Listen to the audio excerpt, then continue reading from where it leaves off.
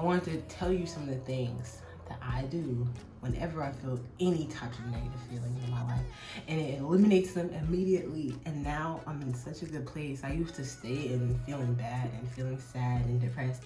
Now I stay and feeling happy and joyful and inspired and motivated and passionate.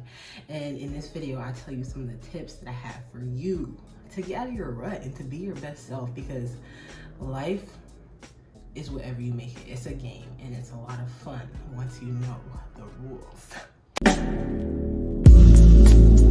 See my face when I slide through every place I will find you. Every time we fell apart.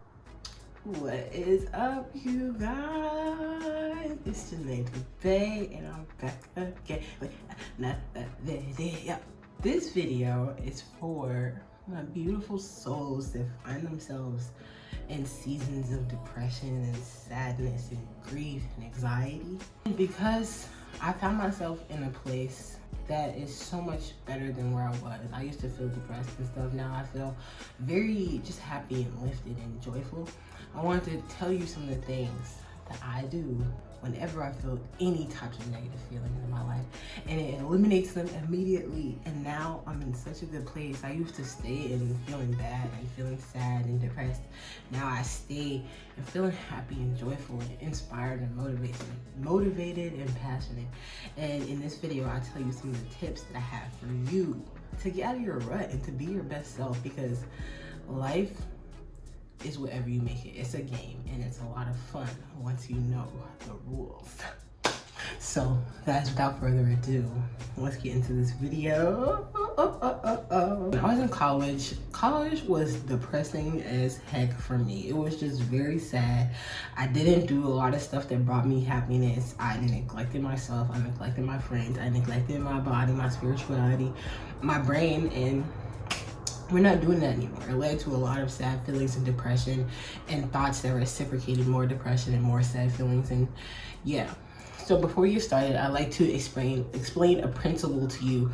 And this principle will help you to understand how to utilize these tips that I'm giving you so that you understand the background knowledge. So I read this book called Atomic Habits by James Clear. Very good read. I very highly suggest that you read the book. I'll play it right here. In that book, he goes over how we build habits and maintain them. And basically he said it's by changing your system. It's not by changing your habits, it's by changing your systems. The way we work is in a cycle, and it goes inspiration, motivation, action.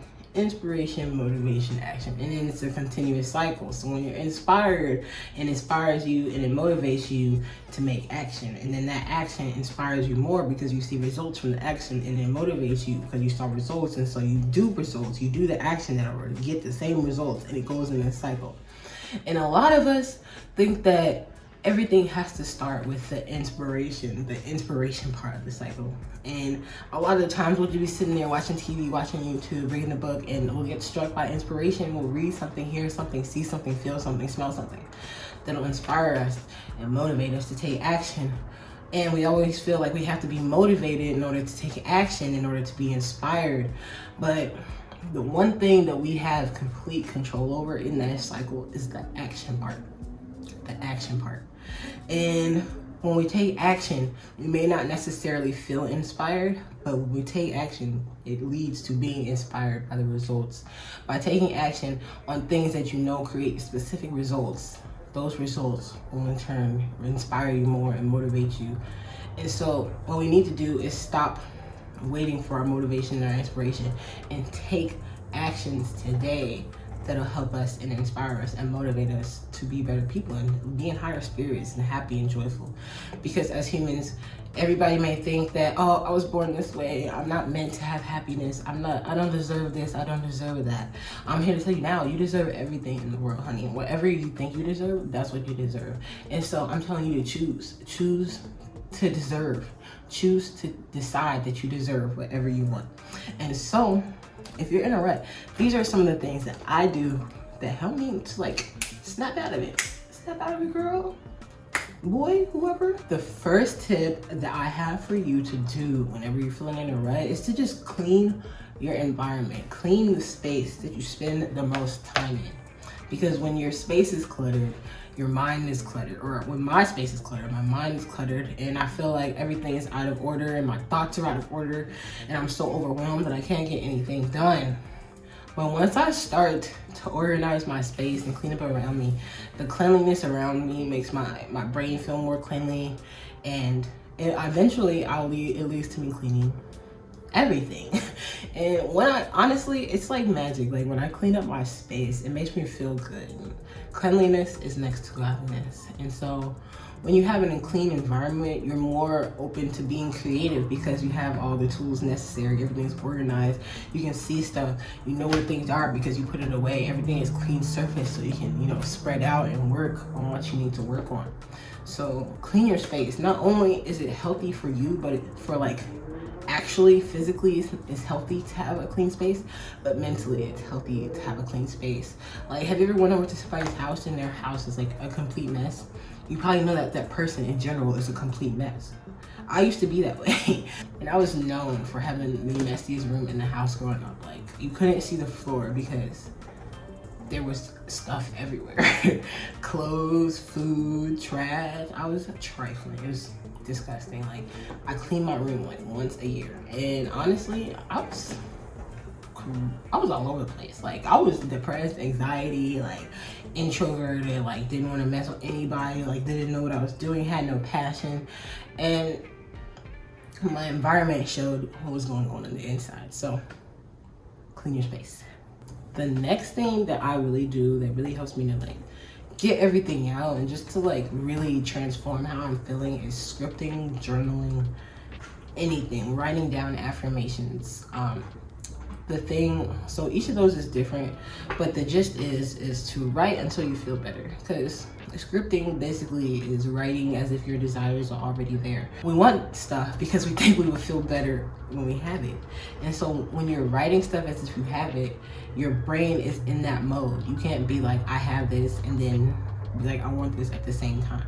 When you're in that creative mode and your imagination where you're writing your desires as if they're already yours, it rewires your brain into thinking that that's what's happening now. Your brain, literally your subconscious, believes whatever you tell it. It doesn't know the difference between me saying I'm ugly and me saying I'm beautiful. It'll just go with whatever I say to myself.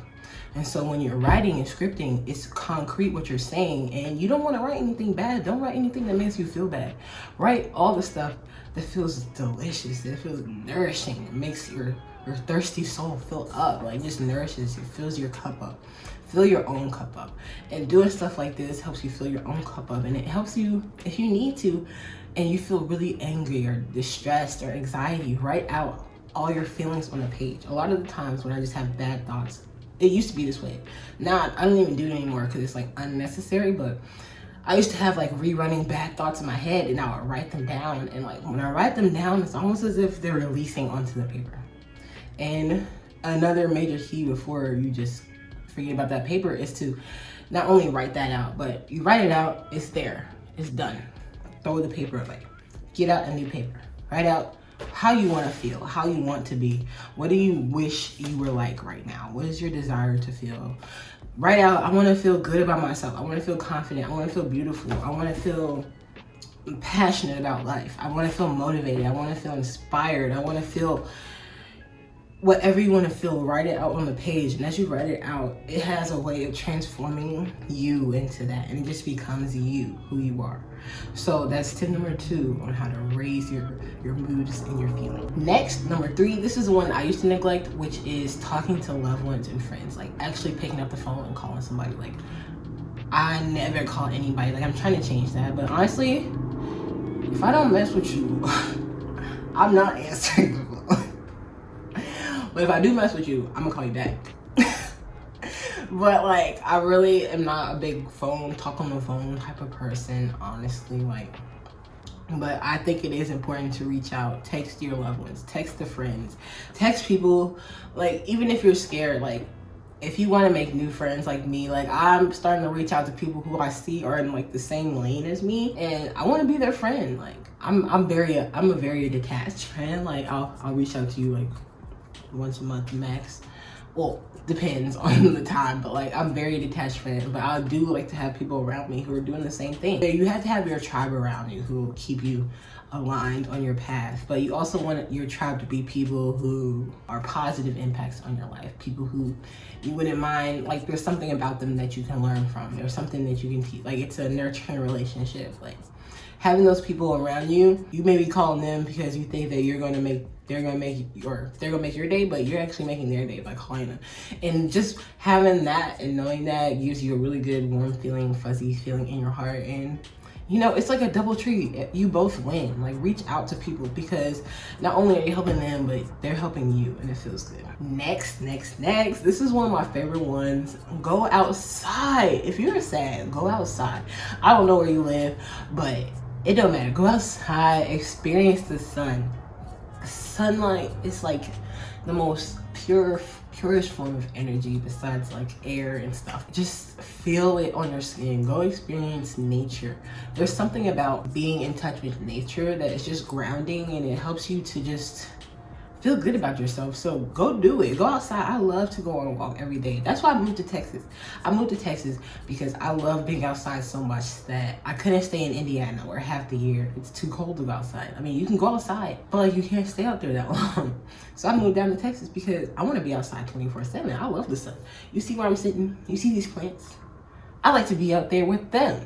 And so I bring them inside here with me so I can feel like I'm in a tropical, you know, whatever. But yeah, go outside, go on a walk. Not only is it good for exercise, because if you don't lose it, or if you don't use it, you'll lose it, but just having that vitamin D, it just feels good. And there's something grounding about going outside and seeing what God gave you to just speculate at the earth, the beautiful earth, and all these animals and inhabitants and abundance that's everywhere you look. This next one, honestly, I wrote all this down because they were my favorite and they were for me, but this one is so near and dear to my heart. But I love to read books. Reading is like going into another world. Like when you visualize, when you meditate, you go into the world that you create. And you know, it's kind of like the limits that you already have. But when you read, the knowledge that somebody else has collected throughout their whole lifetime, and all the knowledge that they studied and took notes on, they collected it into a book and summarized it for you to read and ingest. And that's fiction books and non-fiction books. I really like fiction books because like it's so it's really interesting to see how people create and imagine stuff. Like if you're a Stephen King reader, I read some of his books, but he's scary. He has to sleep with the lights on in his house because he writes books that are so scary. But it's like, it takes you into another world. Like, and it's so like deep for me that sometimes when I read books, like Stephen King books at night, I get scared because they're scary books. They have to snap out of it and be like, it's a book. That's not gonna happen. It's not gonna, the zombies aren't gonna bust through my door and tear my heart out. But then again, non-fiction books, like they're just self-development books. You're spending time like reading self-development books. Like somebody took all that research, gathered it together so you could be a better person. And reading is like the best way to ingest that knowledge. Go at your own pace. Or you can do audiobooks. I like audiobooks. YouTube has a lot of free audiobooks. So yeah, guys, read books. It's fun. And it's good for you. It expands your mind. It makes you a smarter person, right? And it expands your vocabulary. You know a lot more words. You can spell words right. Number 6, this is for my gifted people. You don't even have to be gifted. I just think everybody should play an instrument because it trains you to use a different part of your brain that you don't usually use for like analytical things like math and stuff and science. But it teaches you to learn a different way than school teaches you.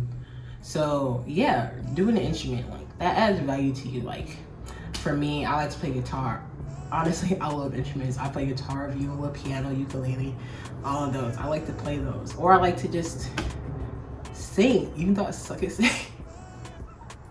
But yeah, play an instrument, listen to music. But with music is just, to me, it's like been very different lately. Now that I'm more aware of just like how vibrational everything is, I think it's important to listen to music that will put you in a good mood. Like if it has a whole bunch of cuss words and negativity and get money, like, why you got, what's wrong with them? Like, why they gotta be